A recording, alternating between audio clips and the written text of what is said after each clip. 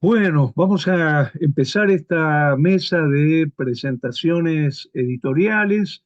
Yo quiero agradecer enormemente la presencia de Marcos Acevedo, de Sonia Saracho, de Ana Rossi de Vergel, y me va a tocar a mí también intervenir, Jorge Dugatti, en la presentación.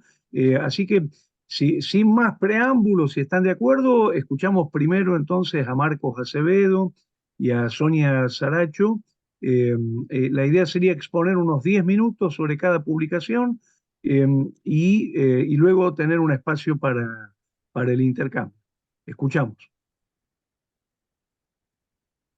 Bueno, buenas tardes, muchas gracias por el espacio. Estoy acompañando a mi querido compañero Marcos Acevedo, un talentosísimo actor y director teatral tucumano, integrante del Teatro Estable. Para más datos de la entrañable ciudad de Tafí Viejo, licenciado en teatro, investigador teatral, bailarín, coreógrafo, gestor cultural, director de culturas de la municipalidad de su ciudad natal, actualmente director de cultura y educación, y podríamos seguir.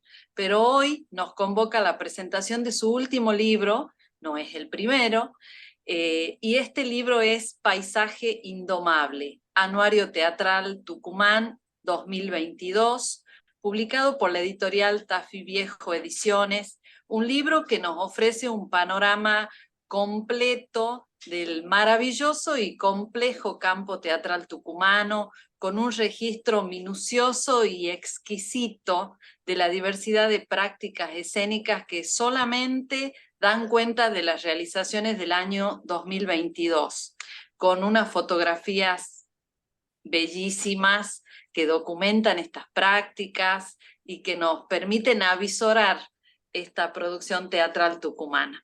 Vamos a conversar un poquito con Marcos sobre los antecedentes de este proyecto, cómo surgió y cómo fue el proceso de realización.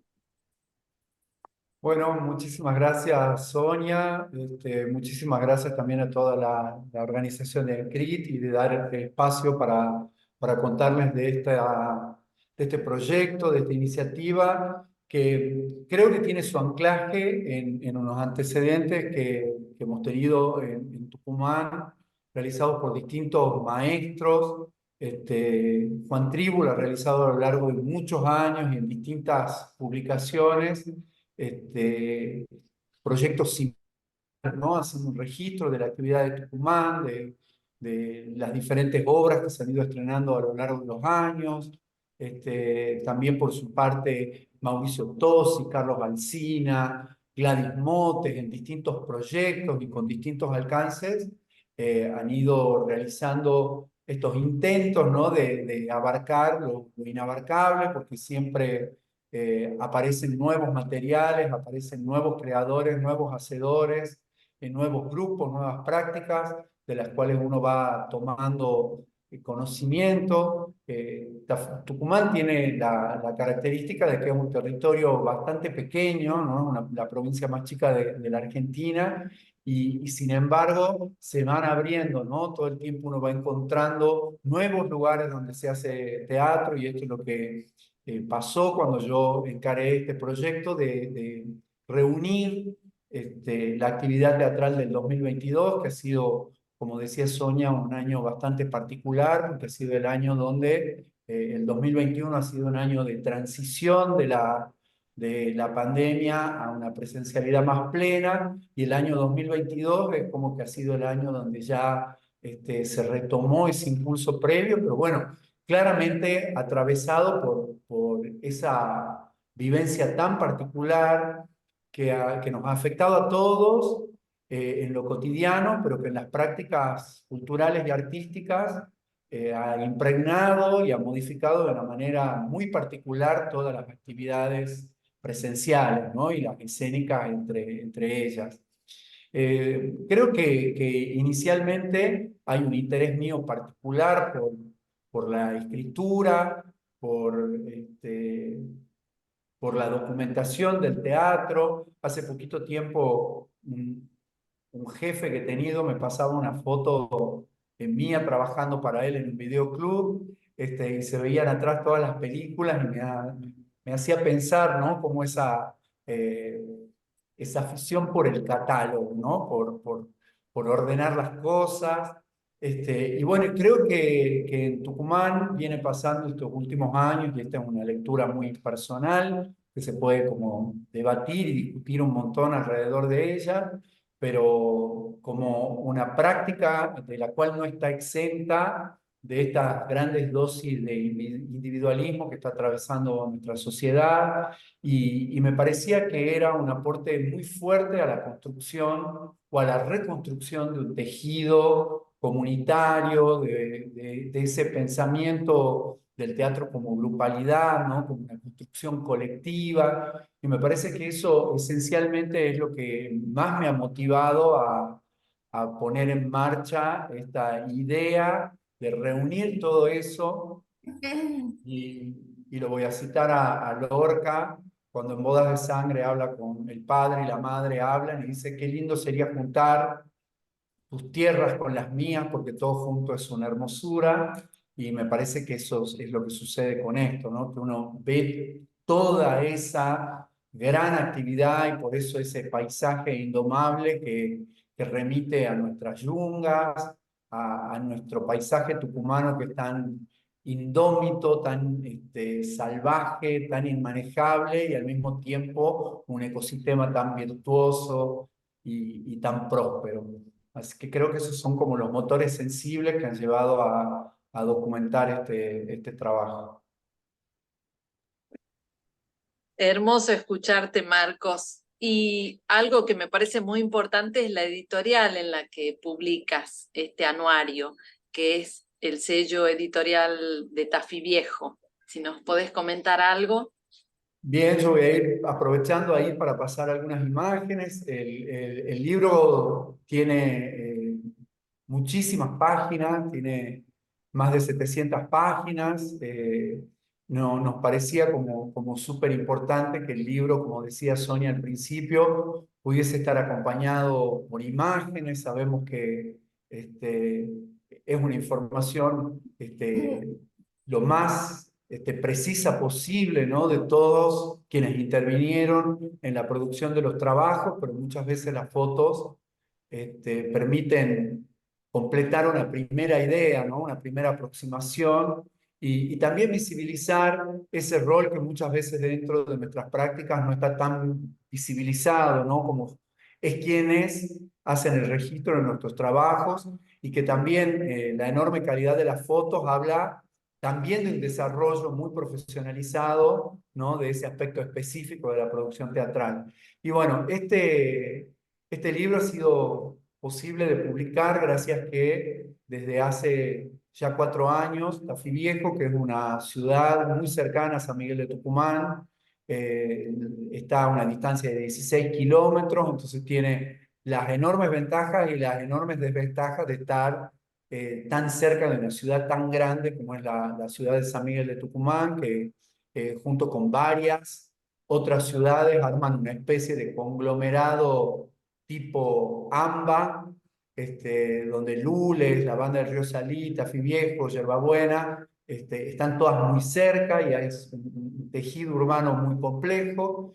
Y bueno, Tafí Viejo desde hace algunos años tiene esta enorme apuesta, que desde la municipalidad un sello editorial que ya lleva más de 15 publicaciones, algunas en formato digital, otras en formato impreso, en este caso por el volumen que tiene el trabajo y por lo realmente costoso que significa hacer una impresión full color de esta gran cantidad de páginas que integran el libro. El formato es digital, y también, en realidad, igualmente, aunque hubiésemos podido hacer en formato impreso, siempre ha estado pensado así como una publicación anfibia, con la posibilidad de que la gente pudiese acceder al material desde donde sea que quiera que esté, y que el material se democratice de una manera lo más profunda posible.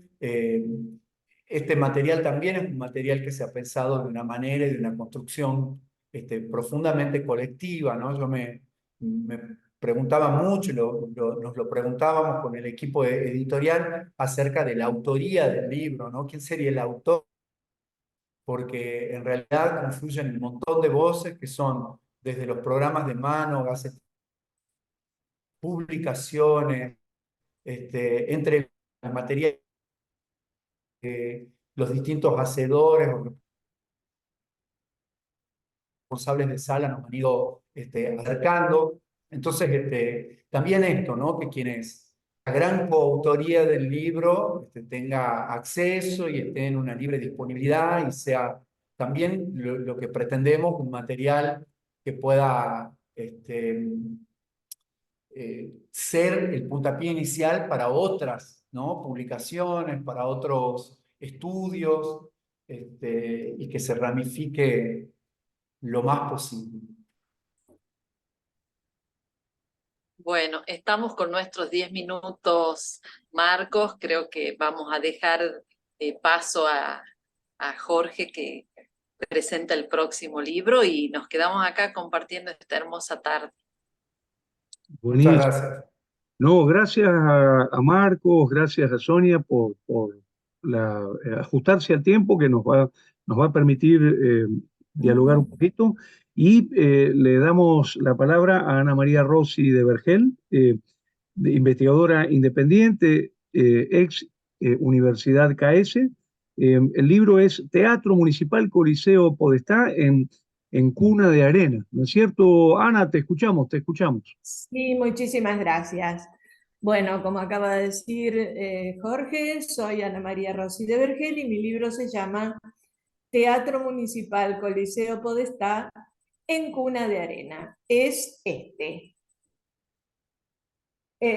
Lo publicó la Secretaría de Cultura de la Municipalidad de La Plata junto con el propio Teatro Coliseo Podestá y la editorial La Comuna. Es un libro que se distribuye de manera gratuita y se puede descargar también de manera gratuita desde la página del Teatro Municipal Coliseo Podestá en su versión en PDF. Si alguien quiere un libro de papel puede conectarse conmigo. Yo sé dónde pueden conseguirlo en Buenos Aires. En el resto del país no puedo comprometerme, pero para eso lo tenemos en la página del teatro. Bien, este libro está dividido en dos partes. Una es la historia y la otra es la crónica.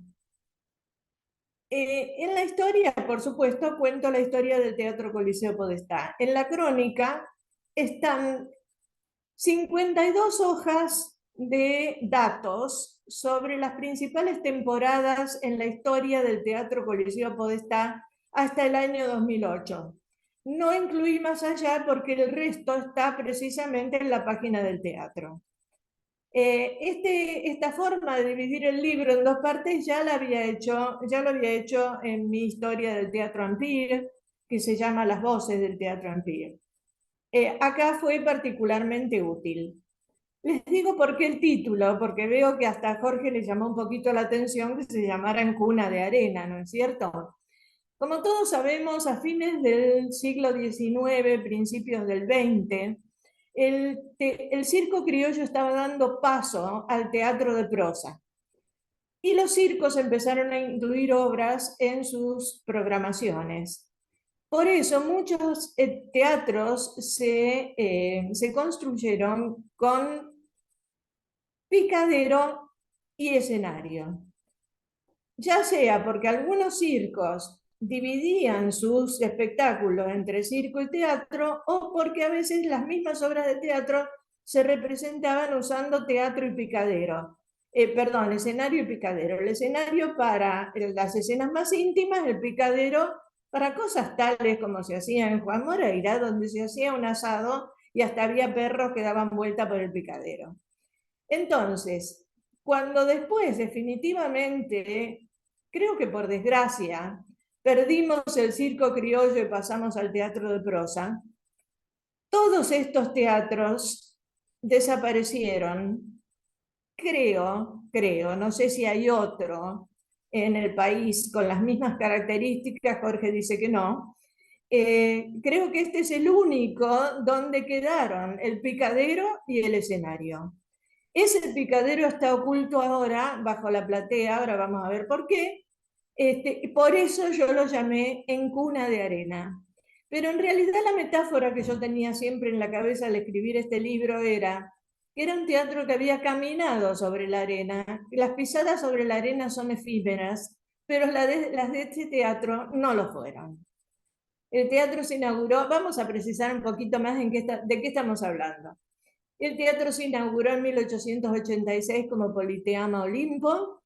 Luego, en 1897 fue adquirido por los hermanos Podestá en un remate. Estaba en mala situación, evidentemente, el teatro.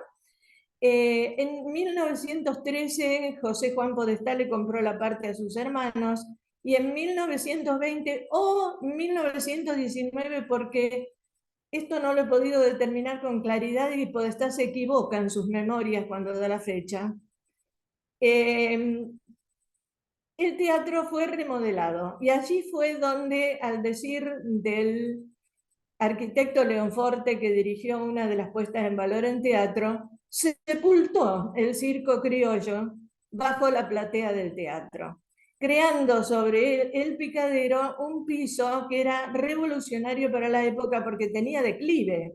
Fíjense que ni siquiera el Teatro Colón tiene declive. Y se podía nivelar con unos criques que estaban precisamente abajo del piso en el picadero. Luego del fallecimiento de José Juan Podestá, se hizo cargo del teatro en la empresa AIA, de los señores Artola, Isnardi y Apreda. Lo estoy leyendo porque no me quiero equivocar con esos nombres tan raros, que lo tuvo hasta 1959, los años últimos funcionando como cine-teatro. Y luego pasó a manos de los hermanos Lavalle, que también lo tuvieron como cine-teatro, hasta 1971, donde ocurrió algo muy desdichado, porque el teatro cayó en el abandono. Los Lavalle le dieron la llave a los Podestá y se fueron. Y los Podestá ya no vivían en el teatro y ya estaban en otra cosa, por así decirlo. No se ocuparon del teatro, nadie se ocupó, salvo el pueblo de La Plata y los artistas, que en repetidas oportunidades intervinieron para evitar demoliciones o ventas que no correspondían. En 1974, no me quiero olvidar de esto, hubo un incendio en la planta alta del teatro que por suerte no tocó la sala. En 1981 lo compra la Municipalidad de La Plata y lo reabre en 1983. Miren, lloré al ver las fotos del pueblo de La Plata sentado en sillas de plástico en medio de un teatro derruido, escuchando un concierto, como diciendo, aquí estamos y de aquí no nos vamos a mover. Se reabrió después de una puesta en valor en 1986. Madrina fue China Zorrilla, y luego hubo otra puesta en valor porque la del 86 no había llegado a restaurarlo por completo en el 2006, y de allí en más siguió funcionando. Bueno, perdonen si les he reiterado algunas cosas que ya todos sabemos, pero la verdad creo que este pequeño resumen hace falta para definir exactamente qué investigué. Esta investigación estuvo asignada por el asombro. Lo primero que me asombró fue que a nadie se le hubiera ocurrido antes de escribir la historia de este teatro, porque es tan icónico, es tan emblemático, es un patrimonio cultural tangible increíble, donde está documentada con paredes y piso la transición del circo criollo al teatro de prosa. Es el único testimonio vivo que tenemos de esto. Nadie había escrito su historia. Lo segundo que me sorprendió fue que prácticamente no hubiera documentos de esta historia en términos de contratos, no sé, cartas, etc. Hay muy poco y está en el Museo Podestá, precisamente en el teatro, que es excelente también, pero muy poco. Entonces ahí comprendí por qué tal vez nadie se había animado a escribir la historia, porque a continuación me tuve que remitir a los diarios. Y me estoy refiriendo a los diarios desde 1886 hasta prácticamente 1971. O sea que he leído miles de diarios, muchos de ellos microfilmados, y todos sabemos lo que cuesta leer un microfilm. En la parte que he llamado crónica, que tiene más de 50 hojas, están documentadas todas las temporadas importantes que tuvo el teatro en su historia más antigua. Por ejemplo, todas las de los Podestá, todas las de ópera, los primeros años de la Haya, de los hermanos Lavalle, etc. Bien, esto digamos que me preocupa mucho porque leyendo los diarios encontré testimonios muy palpables y fehacientes de tantísimos errores que se han cometido en las publicaciones con respecto a este teatro, incluso por parte de algunos investigadores de muy buena reputación. Creo yo que por repetir lo que dijo otro, a quien le damos crédito y consideramos que no se equivocó. Pero esto también me hizo pensar sobre lo que yo misma estaba haciendo, porque dije, bueno, yo también me voy a equivocar, es obvio, como todo el mundo, pero tratemos de que no sea mucho, porque había cosas realmente bastante grandes como errores, ¿no? Así que bueno, opté por no publicar como cierto lo que me contaban o lo que leía del teatro, y me ceñí a estos diarios que leí por espacio de 3 años. Agradezco muchísimo, mi tiempo se ha terminado, agradezco muchísimo a Ingrid, agradezco muchísimo a todos ustedes que están del otro lado de la pantalla, y los invito a hacer una visita guiada del Teatro Coliseo Podestá, bajar al Picadero y llorar como lloran todos. Muchas gracias. Muchas gracias a vos, Ana, muchísimas gracias. La verdad que buenísimo que se haya publicado este libro. Bueno, enseguida vamos a dialogar un poquito sobre los libros. Me toca a mí ahora, voy a ser muy breve. Yo voy a hablar de un volumen que acaba de salir en México. De hecho, estoy viajando ahora para tomar contacto con el libro, publicado por Paso de Gato con distintas universidades de México. Una de ellas, la Universidad Autónoma del Estado de México, más los teatros UNAM, Tampico, digamos, se armó un grupo de colaboradores universitarios, todos centros de investigación muy prestigiosos de México, para apoyar a Paso de Gato para la salida de este libro. Voy a ver si puedo compartir pantalla, así muestro sobre todo el índice, la tapa y el índice me gustaría mostrar. Creo que lo tengo acá, ahí está. No sé si se está viendo allí. Sí, sí. Buenísimo. El libro se llama 100 preguntas sobre el acontecimiento teatral y otros textos teóricos. Reúne textos escritos en 2021 a 2023. La tapa me fue cedida muy gentilmente por el Teatro Nacional Cervantes, por el fotógrafo Mauricio Cáceres, y es del espectáculo La Gesta Heroica de Ricardo Bartís, que se estrenó el año pasado, un espectáculo que me dio mucha alegría poder estrenar cuando me tocó, junto a Gladys Contreras, estar en la gestión del Teatro Nacional Cervantes. Muy brevemente me gustaría comentar el índice del libro.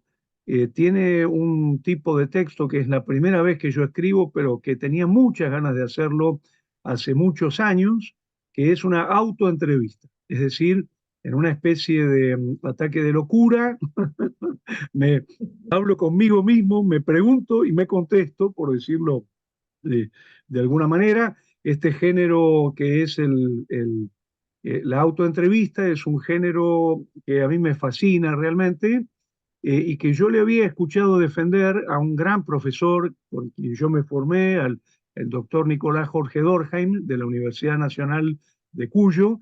Él siempre me decía que la autoentrevista era una gran herramienta de autoconocimiento, así que lo que me hago son 100 preguntas vinculadas a la filosofía del teatro, el concepto de filosofía de teatro, el acontecimiento teatral, el tema de la poética teatral, el lugar de las y los espectadores en el teatro, las relaciones con lo macropolítico, lo micropolítico. Bueno, son 100 preguntas en autoentrevista, donde lo más interesante es que no me tuteo a mí mismo. La pregunta es, usted dice tal cosa y yo asumo la, la, la teatralidad del caso, digamos. Después hay dos artículos que tienen que ver con la experiencia de pensar lo que sucedió en la pandemia. Uno es este de experiencia teatral, experiencia tecnovivial en cuarentena, y el otro es artes conviviales, tecnoviviales y liminales. Y luego creo que acá hay una de las cosas más, para mi gusto, más originales de este libro, que es una serie de artículos sobre la tarea que venimos realizando con espectadores, ¿no? Esto que yo llamaría, eh, digamos, los estudios comparados de expectación teatral, donde trabajo fundamentalmente la idea de qué son las escuelas de espectadores, cómo trabajamos cultural y socialmente con los espectadores, entendidos como agentes fundamentales del campo teatral y sujetos de derechos.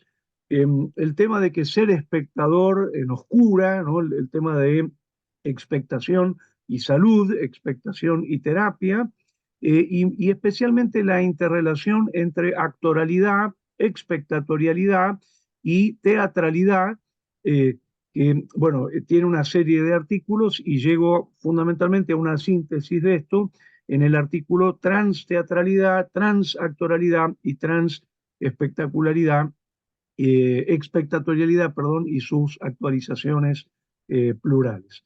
Bueno, sobre el tema de espectadores, hay dos artículos más que son 7 formas de pensar a los espectadores y tópica de espectadores, y finalmente dos artículos, uno ligado al tema de las literaturas del acontecimiento teatral, ¿no? Un tema.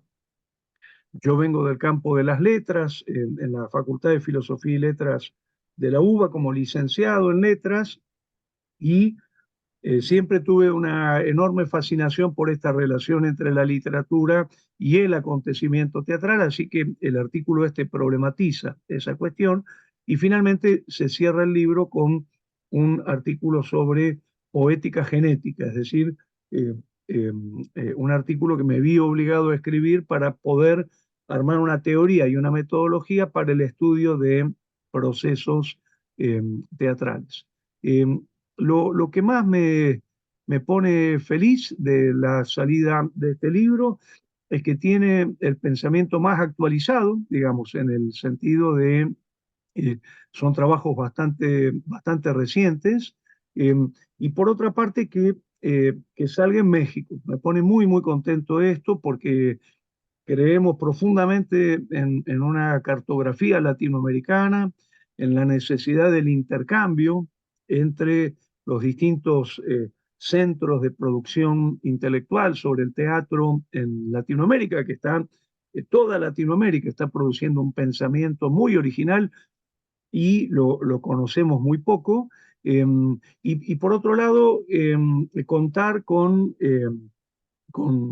esta autoentrevista que desde mi punto de vista va a servir mucho, especialmente para alumnos y alumnas que se inician en el problema de la filosofía del teatro. Porque una de las experiencias que siempre he tenido en el trabajo con la escritura es el problema de la comunicación. Yo me reunía siempre con Juan Carlos Gené, que tenía este gesto tan hermoso de apenas salía un libro mío, él lo conseguía, me llamaba por teléfono, me decía, venite a mi casa, me invitaba a tomar un café en su casa y lo primero que me decía es, no te entiendo nada, ¿no?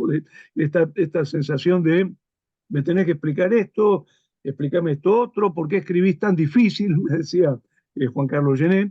Lo que a mí me resultaba tan transparente, él me decía que era como chino básico, ¿no? Y entonces, de alguna manera dije, la oportunidad de escribir una autoentrevista es justamente la de poder comunicar desde una pedagogía del diálogo y una pedagogía de la escucha, así que yo creo que este texto, 100 preguntas que quiero contestarme sobre el acontecimiento teatral, va a poder cumplir con esta función de allanar el acceso al pensamiento de la filosofía del teatro en su complejidad de manera más coloquial, más directa, ¿no? Lo que hoy se está problematizando, por lo menos desde la Academia Argentina de Letras y en todas las academias de la lengua española en el mundo, es el tema del lenguaje claro, ¿no? Esta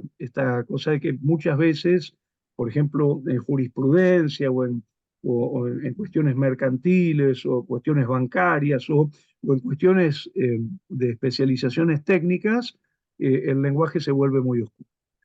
Así que invito a practicar el género de la autoentrevista porque realmente me ha resultado un enorme placer charlar conmigo mismo. Eh, y por otro lado, me resultó una gran herramienta, yo lo uso mucho en metodología de investigación artística, ¿no? Esto de el artista investigador haciéndose preguntas sobre su relación con las prácticas artísticas, ¿no? Así que bueno, esto. Y si les parece, podemos abrir al intercambio. No sé, ¿Cómo no? ¿Cómo no? ah, si alguien quiere hacer una primera pregunta, yo tengo, por supuesto, una pregunta que me inspiró eh, lo que ustedes expusieron. Si quieren, empiezo yo con la primera pregunta. Este, Bueno. yo preguntaría por la dificultad con que se encontraron para escribir, digamos, los respectivos libros, ¿no? Por ejemplo, 700 páginas sobre una actividad tan proliferante, ¿no? En una provincia que, como decía Marcos, es una provincia pequeña comparada a otras, pero es gigante en cuanto a su actividad.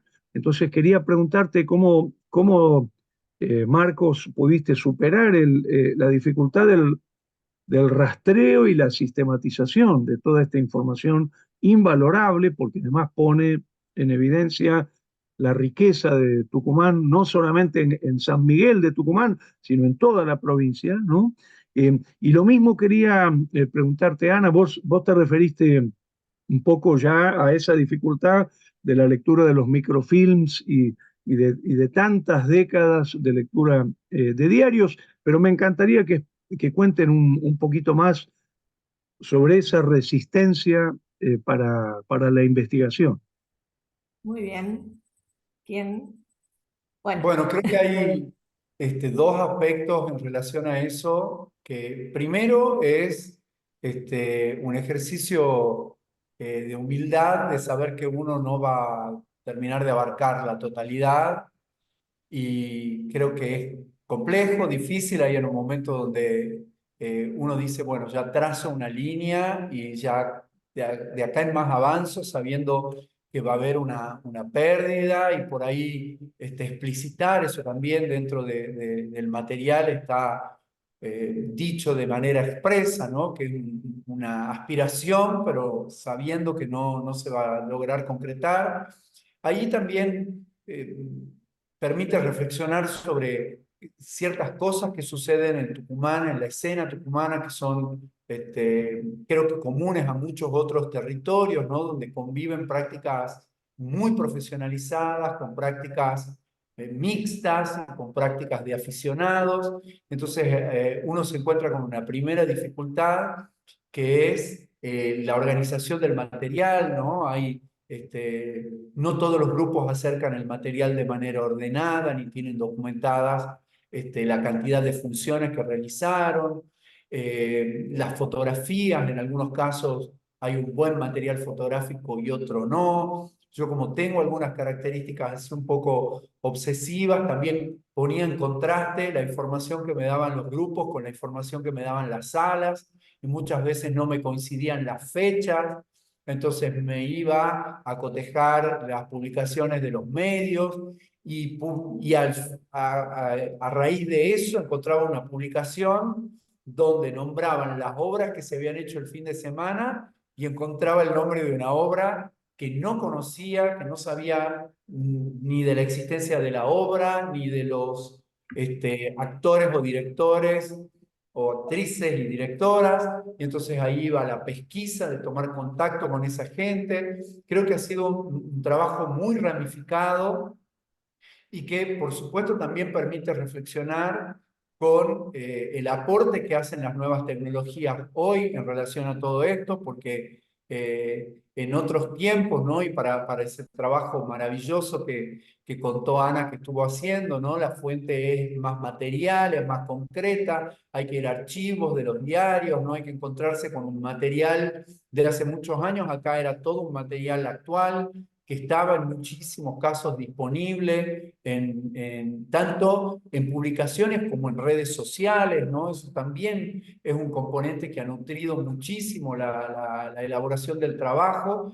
Y bueno, creo que el gran desafío ha sido como contener toda esa información, tratar de dotarla de unidad. También esto es algo que también se ha ido construyendo a medida que el trabajo se ha ido armando, porque había la ambición de registrar más cosas que no han podido ser registradas, porque al no poder dar el mismo tratamiento a los distintos aspectos, el libro reúne estrenos, reposiciones, salas, festivales, publicaciones y premios, y lo que he buscado hacer es que la información que se dé sobre la sala sea más o menos en todos casos la misma. Y después sí hay un datito más que me gustaría compartirles, porque es algo que en su momento no me ha parecido importante y después me ha parecido central, ¿no? Que es registrar el horario de la función, ¿no? En un primer momento no me ha parecido un dato importante, después me ha parecido que era como central para entender algunas cosas, sobre todo en Tucumán. Nosotros el año pasado hemos tenido un fenómeno teatral que ha sido una versión local del Loco y la Camisa, que ha llegado a hacer funciones domingo a las 11 de la mañana, una cosa absolutamente inédita en nuestra provincia, y es un dato que en la versión del anuario 2023 seguramente va a estar presente. Bueno, yo quisiera empezar por rescatar algo que acaba de decir Marcos, que me parece la clave para que viva tranquilo un investigador, que es la humildad. Saber que uno no va a averiguar todo, saber que la vida académica se mueve porque uno pone lo que consigue a consideración de sus pares, y ellos lo van a criticar, lo van a negar, lo van a completar, eventualmente, si uno tiene suerte, lo van a aplaudir y lo van a usar, ¿no es cierto? Pero creo que esta humildad es fundamental. Y también es fundamental a la hora de saber cuándo parar. Porque si uno da ya por sentado que no es posible averiguar todo, absolutamente, es más, me ha pasado con libros anteriores que después de publicar el libro viene alguien y me dice: ay, si yo hubiera sabido que vos ibas a publicar esto, yo tenía tal cosa. Y uno se quiere morir, pero bueno, ya está. Y es inútil publicarlo, lo he hecho en las redes sociales, publicar que estoy haciendo esta investigación, que busco datos.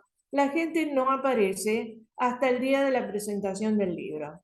Eso me pasó con 4 bisnietos de José Juan Podestá, que estaban en la presentación del libro, y ahí nos enteramos de que en su casa tenían mucho material importante que nunca habían acercado al Museo José Juan Podestá. Es decir, bueno, la humildad me parece fundamental.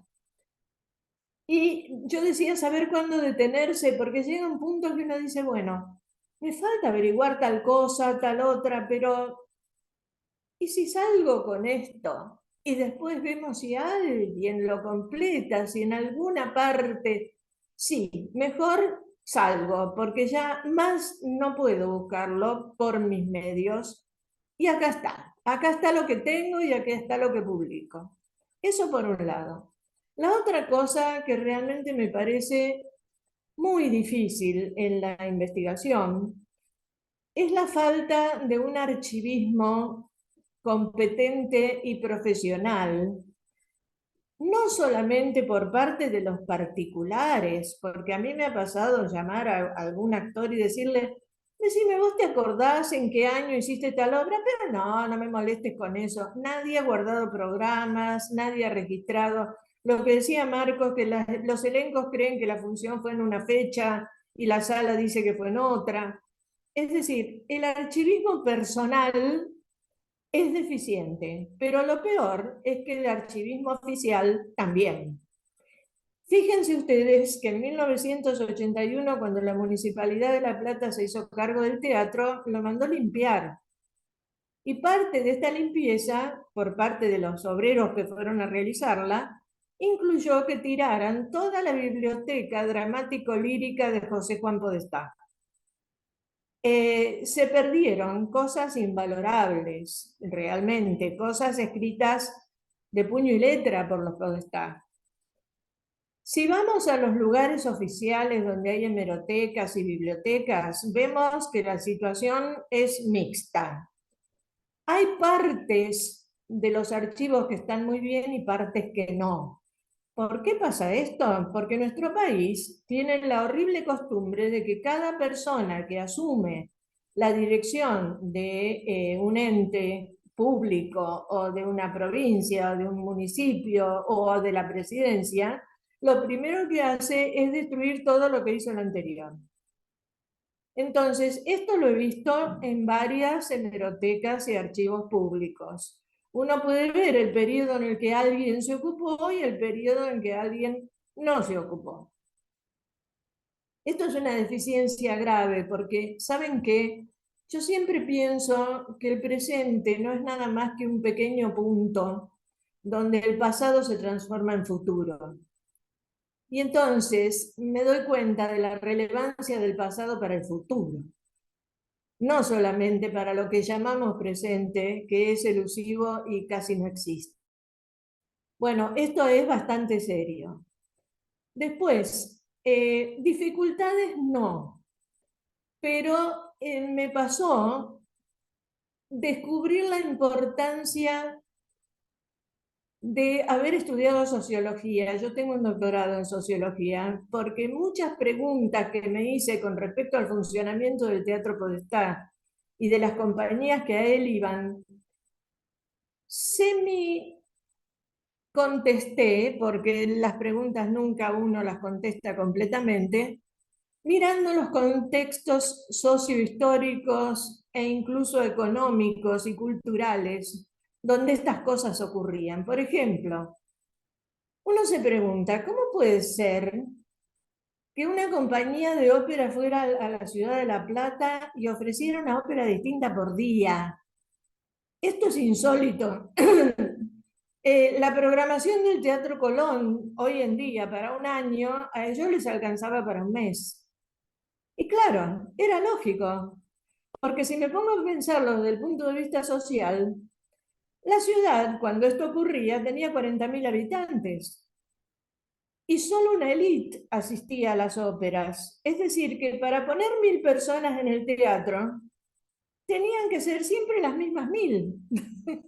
Entonces, claro, lo que había que variar no era, como dice Mirta Legrand, el público siempre cambia, no. Lo que había que variar era el espectáculo. Y como eso, muchísimas cosas. Y me parece, no sé si es por una deformación profesional, que esta correspondencia entre el medio ambiente social, cultural e histórico y el teatro, a veces en los libros que hablan de historia del teatro, no está debidamente enfatizado.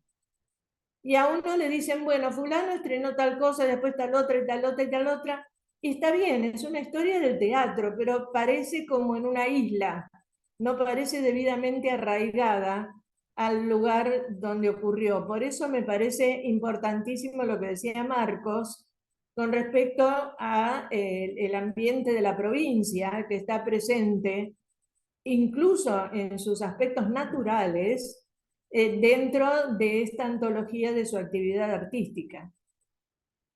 Y les quiero contar una pequeña anécdota para que vean lo que es la vida de los investigadores. Yo no podía encontrar la fecha del incendio en el Teatro Podestá. Ustedes dirán, ¿cómo puede ser? Porque fue en la década del 70, no fue en la Edad Media. Y todo el mundo me decía alegremente, ah, sí, fue en los años 70. Bueno, sí, ¿cuál? ¿El 71, el 72? Bueno, durante un mes estuve buscando eso en una hemeroteca maravillosa que tiene la Universidad Nacional de La Plata, atendida por personas excepcionales realmente. Ellos fueron mis compañeros de ruta. Bueno, no lo encontrábamos, no lo encontrábamos. Y una de las empleadas de la biblioteca, un amor, me dice, mire, ahí está el señor Sedoya que investiga sobre el cine en La Plata. El señor Sedoya tiene 94 años y dice no tener ni computadora ni teléfono porque él es libre. Entonces voy y le digo al señor Sedoya lo que yo estaba buscando y me dice, ah, pero no busque más, y yo eso lo tengo en mi casa.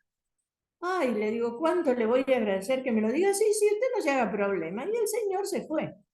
Y yo decía, ¿y este hombre cómo me lo va a decir si no tiene ni teléfono ni computadora? El señor llamó por su teléfono de línea, como correspondía, a la hemeroteca. La gente de la hemeroteca buscó el diario del día que él dijo, fotografió el artículo del incendio y me lo mandó por correo electrónico a mí. Esto, amigos, me salvó de por lo menos 3 o 4 viajes más a La Plata. Es decir, a pesar de todas las deficiencias que estamos señalando, la gente siempre es lo que a uno lo rescata. Eso es esa es mi experiencia con respecto a dificultades y no dificultades. Y digo lo mismo con respecto a la dirección del teatro y el Museo Podestá. La gente del Museo Podestá, de primerísima. También han sido grandes colaboradores porque además es necesario porque el camino de la investigación, como ustedes muy bien lo sabrán, es solitario. Es solitario. Bueno. Buenísimo, Ana, muchísimas gracias. Si podés mostrarnos la tapa del libro otra vez, por favor. Bueno, yo les puedo decir dónde conseguirlo en Buenos Aires o puedo llevarles uno si me dicen dónde. Ustedes tienen mi correo electrónico ahí en ANCRIT.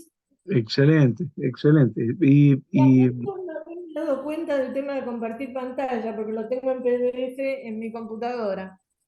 Bueno, Pero está buenísimo, se ve bárbaro acá en la pantalla.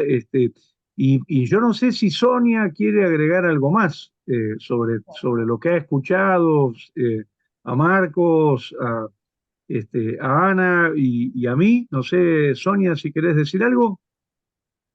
Sí, con todo gusto. Maravillosa esta mesa, escucharlos a los tres, compartir sus procesos, sus dificultades.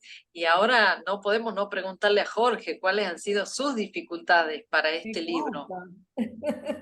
En realidad, este libro ha sido bastante fácil porque tiene mucho que ver con la producción de pensamiento y la reflexión, digamos, no es tanto estudio de archivo o de rastreo, sí, por supuesto, tal vez la mayor dificultad es lo que yo llamaría horas teatro, ¿no? Hora espectador, que es esto de ir al teatro todas las noches, llueva, truene, hace frío, y además fue muy complejo en la salida de la pandemia, ¿no? Volver a tomar contacto con las prácticas teatrales. Pero más que dificultades, yo escuchaba digamos, toda esta dificultad de archivo, ¿no? Que han tenido tanto Marcos como Ana, y eso, ese problema yo no lo tuve, por suerte, por lo menos en este tipo de investigación. Bueno, como No lo otros. tuve. Sí, menos mal, y yo igualmente lo estoy teniendo ahora para otra cuestión, digamos, por una otra investigación que estoy haciendo y entiendo esa dificultad, pero yo sí también reflexionaría mínimamente sobre esta dificultad de lo que llamamos las horas teatro o horas de expectación, ¿no? Que es esto de eh, seguir la cartelera, estar en las funciones, con toda la incomodidad que esto tiene. Ustedes recordarán, por ejemplo, lo difícil que fue 2021, por ejemplo, en relación a esto, y ya mucho menos en 2022 y ya, bueno, totalmente normalizado en 2023. Pero envidio profundamente a eh, el crítico de arte que puede ir a una exposición desde las 9 de la mañana hasta las 10 de la noche, o el crítico de cine que tiene el link y puede ver en pantalla en su casa. No, no, digamos, nosotros sí tenemos otro tipo de, digamos, de exigencias conviviales, los que hacemos teatro, ¿no?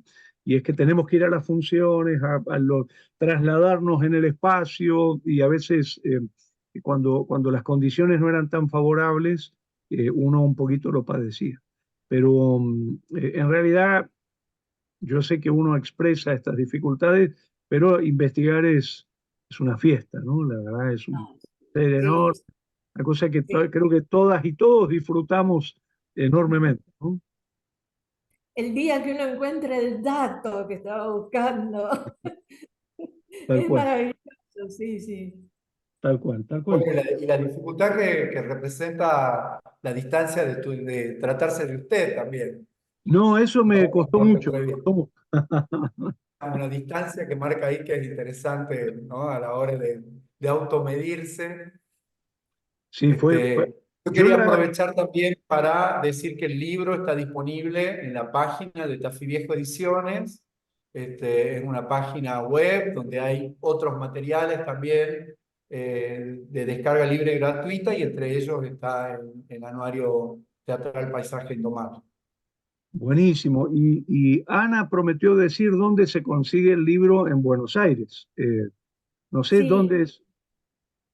bueno, miren, yo tengo algunos libros y también los tienen mis amigos del Teatro Ampir de Buenos Aires, cuya Bien, historia también escribí. Pero les pido por favor que se comuniquen conmigo, no con el teatro porque me van a matar.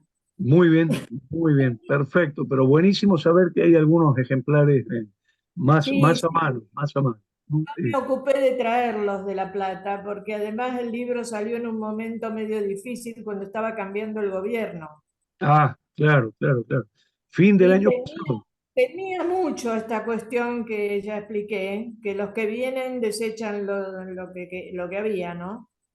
Pero no, no ha pasado eso, porque ya me han contactado el teatro, me han dicho que tienen el libro, etcétera. Bueno, Qué bueno, pero qué bueno. ven conmigo y yo les digo. Y si no, si lo quieren en PDF, está en la página del teatro.